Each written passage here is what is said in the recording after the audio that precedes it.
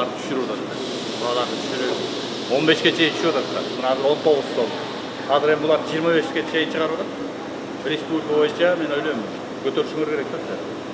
Көтөрүп себеби дегенде биздин уюп аткан мисалы жарандарыбыз ошол өзүн сезбей атат да мындай чыгарган сага сүтүбүздү тапшырсак кымбатыраак тапшырабыз деген өздөрүнүн мындай ишеничи болбой атат да.